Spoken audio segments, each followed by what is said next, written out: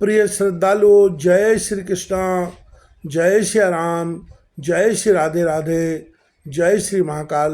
भगवान महाकाल की कृपा आपके प्रति सदैव बनी रहे, यही भगवान से प्रार्थना करते हैं। इस वीडियो में आपको श्रवण कराएंगे चांडाल की आज्ञा से हरिश्चंद्र का शमशान घाट पर जाना। शौनक ने पूछा, परम आदरणीय सूति जी, चांडाल के घर जाकर राजा हरिश्चंद्र ने क्या किया? आप मेरे प्रश्न का शीघ्र उत्तर देने की कृपा करें। सूत जी कहते हैं, दूसरी विश्वामित्र के चले जाने पर चांडाल का मन प्रसन्नता से खिल उठा। उसने विश्वामित्र को निश्चित रकम दे दी और राजा को बांध लिया। तुम फिर झूठ बोलोगे, यूँ कहकर उस चांडाल ने राजा हरिश्चंद्र को डंडे से मारा। डंडे की चोट लगने से उनका चित्त चंचल उठा, उनकी इंद्रियां व्याकुल हो गई। प्रिय बंधुओं का वियोग तो उनके हृदय को संतप्त कर ही रहा था। चांडाल ने उन्हें अपने घर ले जाकर कारागार में डाल दिया और स्वयं शांतचित्त होकर वह सो गया। अब राजा हरिश्चंद्र का समय चांडाल के घर कारागार में व्यतीत होने लगा। उन्होंने अन्न और जल का परित्याग कर दिया। वे निरंतर मन में सोचते थे, मेरी दुर्बल स्त्री दया की पात्र है। दीन मुख वाले बालक को देखकर उसे असीम कष्ट होता होगा। वह मुझे याद करके सोचती होगी कि राजा हमें बंधन से मुक्त करेंगे। धन कमाकर प्रतिज्ञा की हुई रकम विप्र को चुका देंगे। रोते हुए पुत्र को तथा मुझको वे बुलावेंगे, तब मैं उनके पास चली जाऊंगी। फिर मेरा यह बालक पिताजी पिताजी कहकर रो पड़ेगा, तब उसे भी वे बुला लेंगे। मृग शावक के नेत्रों के समान सुंदर आंखों वाली मेरी उस प्रिया को पता नहीं है कि मैं चांडाल हो गया हूँ। राज्य मेरे हाथ से निकल गया, इष्ट मित्र सब अलग हो गए। मैंने स्त्री एवं पुत्र को बेच दिया। फिर मुझे चांडालता स्वीकार करनी पड़ी। वह यह कैसी विधि विडंबना सामने आ गई। इस प्रकार महाराज हरिश्चंद्र चांडाल के घर रहते हुए निरंतर स्त्री और पुत्र का स्मरण करते रहे। दैव के विधान से परम दुखी नरेश के यूँ 4 दिन बीत गए।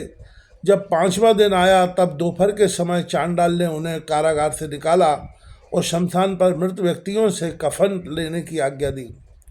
उस क्रोधी चांडाल ने अत्यंत कठोर वचनों का प्रयोग करके बारंबार डांटते हुए हरिश्चंद्र से कहा, देखो, काशी के दक्षिण भाग में एक विशाल शमशान घाट है। तुम न्यायपूर्वक वहाँ की रखवाली करो, तुम्हें कभी भी वहाँ से हटना नहीं है। इस पुराने डंडे को लेकर तुम अभी वहाँ चले जाओ।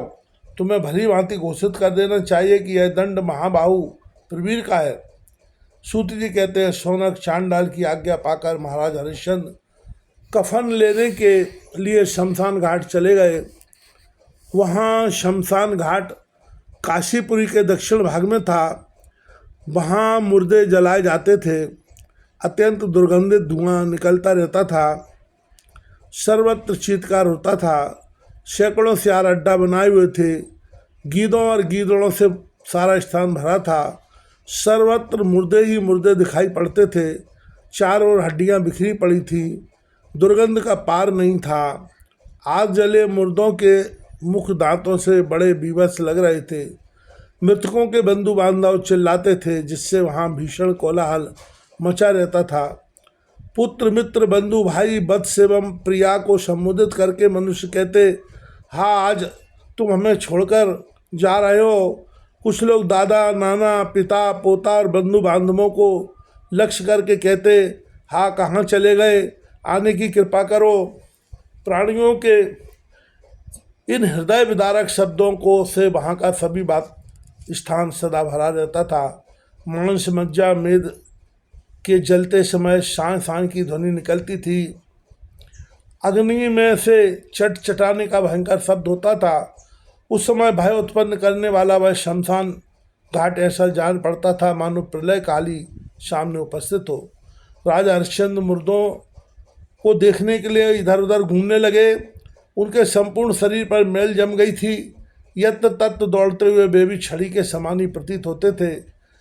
इस शव से वह मूल मिला, पुनः उससे मूल मिलेगा। यह मेरा है, यह राजा का और यह चांडाल का। इस प्रकार की दुस्तर व्यवस्था में राजा व्यस्त रहने लगे। उनके शरीर पर एक ही पुराना वस्त्र था जिसमें बहुत सी गांठें पड़ी थी। एक गुदड़ी उनके पास थी। हाथ पैर मुख और उधर चिंता की राख एवं धूल से दूषित में हाथ की अंगुलियां तरह तरह के मांस, रुधिर और मज्जा से सनी थीं। अनेक प्रकार के मृदों के ही प्रबंध में व्यस्त रहने के कारण उनकी भूख शांत हो गई थी। न वे दिन में सोते थे और न रात में ही। इस प्रकार महाराज हरिश्चंद्र 12 महीने 100 वर्ष के समान बीते।